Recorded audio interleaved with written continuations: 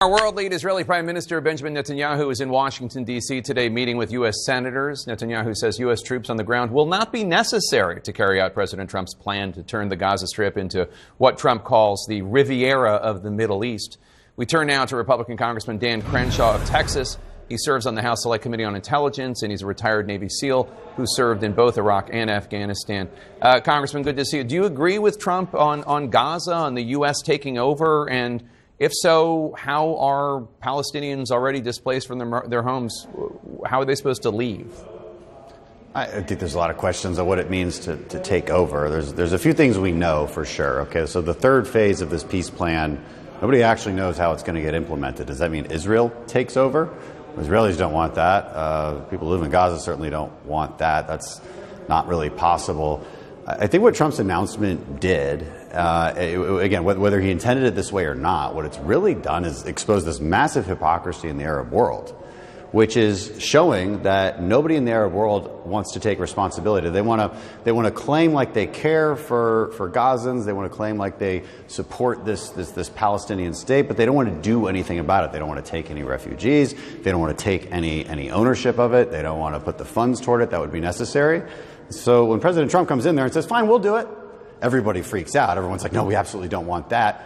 Well, then guess what? Now there's an off-ramp. Now there's a place for you to come in since we've exposed that hypocrisy. So look, this is pretty typical unorthodox Trump policy being thrown out there, but it could end up exactly where it should end up, which is the Arab world has to take responsibility for this. Well, I understand the point you make about this being maybe a negotiating gambit as well as the hypocrisy of the leaders of Arab countries, but Mr. Trump is not saying, President Trump is not saying, we will form this Riviera of the Middle East for the Palestinian people. He's saying the Palestinian people will leave and will form this for the people of the world, I think he said. And that's quite a significant difference.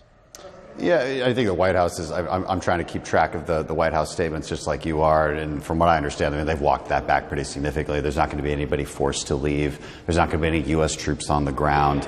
I think there's precedent for this, by the way. In the last administration, President Trump announced an idea for like a $52 million Riviera of the Middle East. Again, it's using the same language wherein Hamas demilitarizes and infrastructure and development comes in. This isn't that different from that proposal. It's just that it's coming on the heels of a very hot war.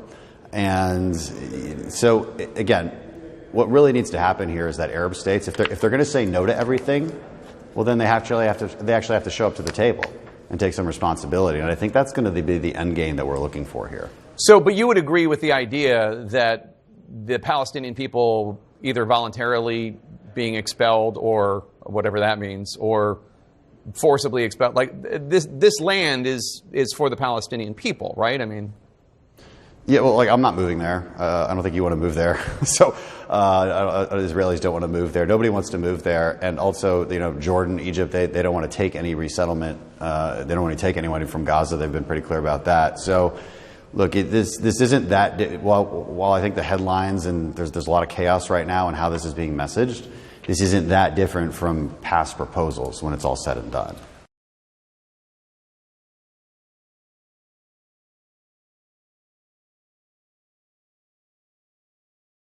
Anderson, you got at the core problem here, which is there is no plan.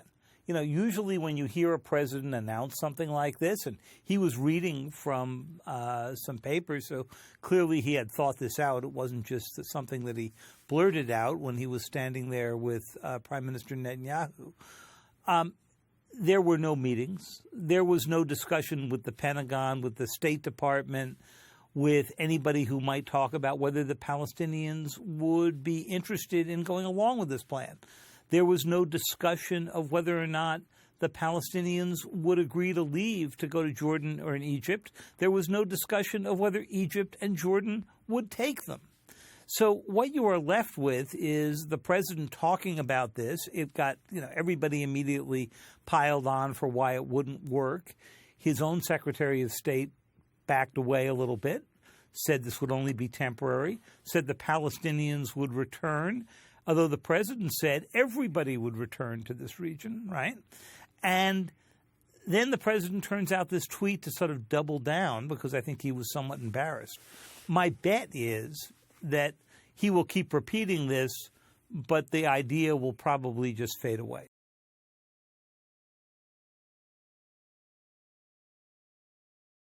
What do you expect to happen next, Stephen? Just how realistic is this plan? Well, the fact that the president kept talking about it yesterday does suggest it's serious, but I think we need to look to see if there are any policy movements here towards this goal. King Abdullah of Jordan is due in Washington in the coming weeks, and presumably we'll see other Middle Eastern leaders. Is the president going to publicly push for this plan when they're in town? Is this, in fact, a big opening bet, typical of Trump, where he takes a huge position in the hope that he can get a deal that falls somewhat short of his original stake? That's a possibility. One thing that this does show, and in Trump's own indomitable way, he's pointing it out, is that there is no real discussion of what happens to Gaza when the war with Hamas is over, not just in the United States, but in Israel and around the region. If this can galvanize that, I suppose there could be some forward movement that comes out of it. But I think most starkly, this is an indication of a president who won re-election, has defeated the legal clouds over him, escaped an assassination attempt, and wants to make big moves. And he feels that there are no barriers, whether they're posed by reality, the Constitution, or international law, for him to do what he wants. This is the kind of idea that in his first term, I think he would have been talked out of talking about by what were then seen as adults in the room in the administration. There's no one in that White House now who will talk Trump down and say, look, this is not a smart thing to talk about in public. So, that is the character of the administration that we now have in Trump's second term.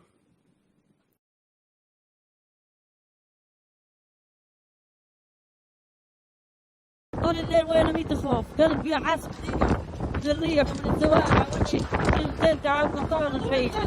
Heavy rain and wind wreak havoc on parts of Gaza already decimated by Israeli airstrikes. People living in tents where their homes once stood tried to pick up the pieces.